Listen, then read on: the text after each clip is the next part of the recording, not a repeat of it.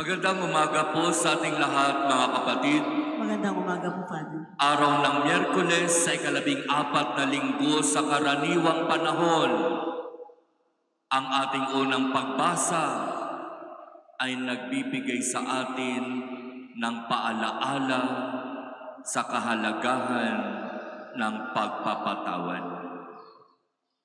Gaano man katindi o kabigat o kasakit ang nangyari sa pagitan natin at ng ating kapatid, kaibigan, kamag-anak o ng ating kasama, ang sinasabi ng unang pagbasa sa halimbawa ni Jose, matuto tayong magpatawad. Mga kapatid, sa unang pagbasa mula sa aklat ng Henesis, narinig natin ang kwento tungkol sa magkakapatid na mga anak ni Jacob. Itong magkakapatid na ito, pinagkaisahan nila ang isa sa kanilang kapatid na ang pangalan ay Jose. Naiinggit kasi sila, kaya nagkasundo sila na gawa ng hindi maganda itong si Jose na kanilang kapatid at paborito ng kanilang ama. Ang unang plano, itapon. O kaya naman, ihulog sa bangin.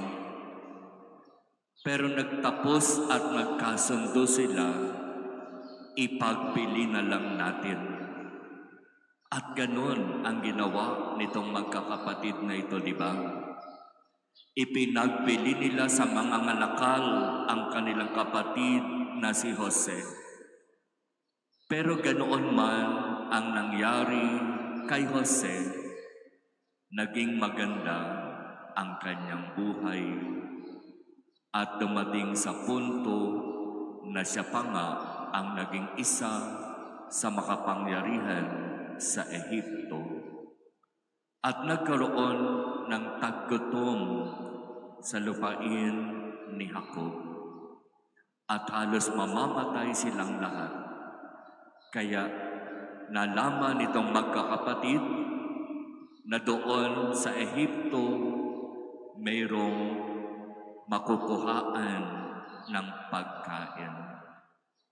At ang ating unang pagbasa ang nagsasabi ano ang nangyari doon sa Ehipto sa pagitan ni Jose at ng kanyang mga kapatid. Pwedeng tanggihan ni Jose ang ipinapakiusap ng kanyang mga kapatid. Alam na alam ni Jose na itong nakikiusap at nagmamakaawa sa kanya ay ang kanyang mga kapatid, bagamat hindi siya nakikilala nitong kanyang mga kapatid. Pero yung matagal na pag-uusap, pagtatanungan, ang proseso na kailangang pagdaanan ni Jose patungkol sa kanyang mga kapatid.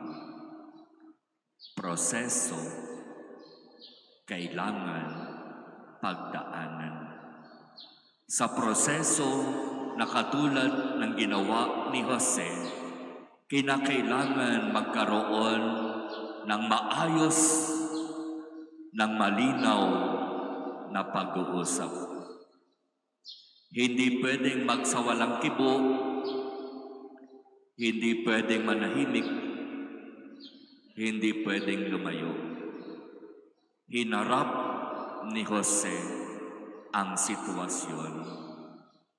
Malumanay, tahimik, mapagpakumbaba. At ang proseso na yun ang nakatulong sa kanya para sa bandang huli, aminin niya sa mga kaharap niya na ako si Jose na inyong kapatid na ipinagbili ninyo sa mga malakal.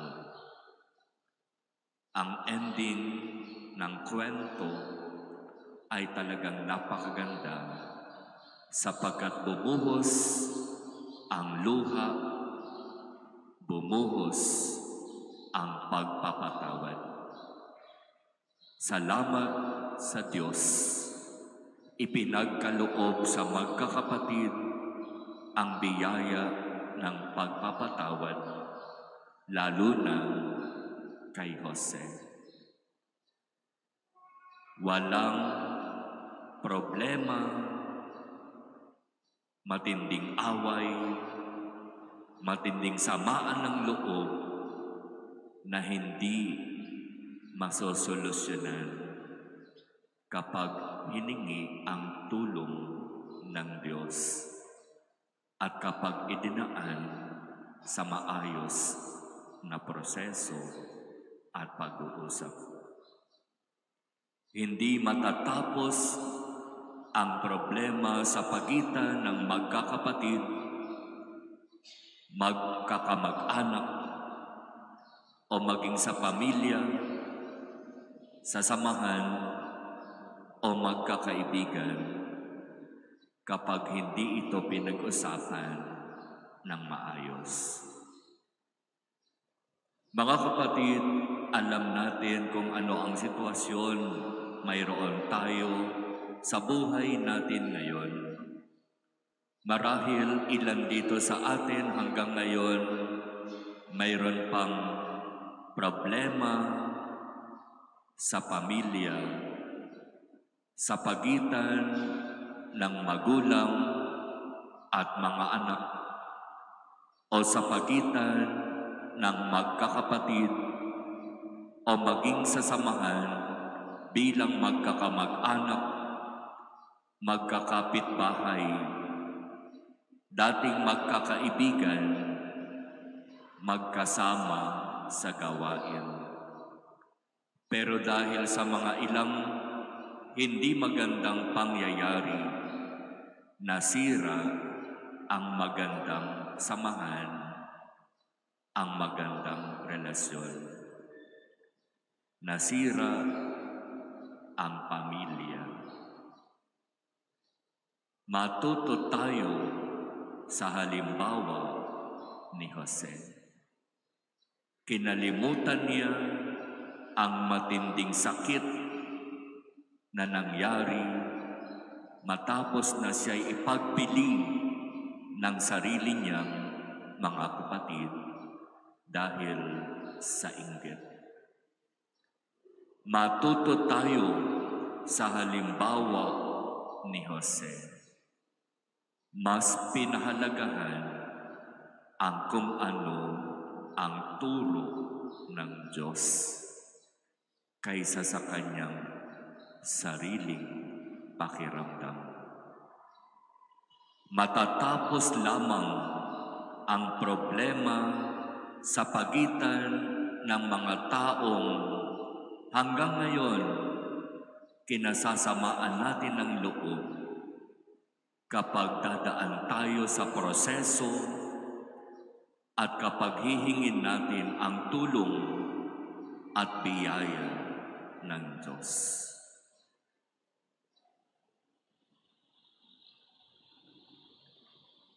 Amen.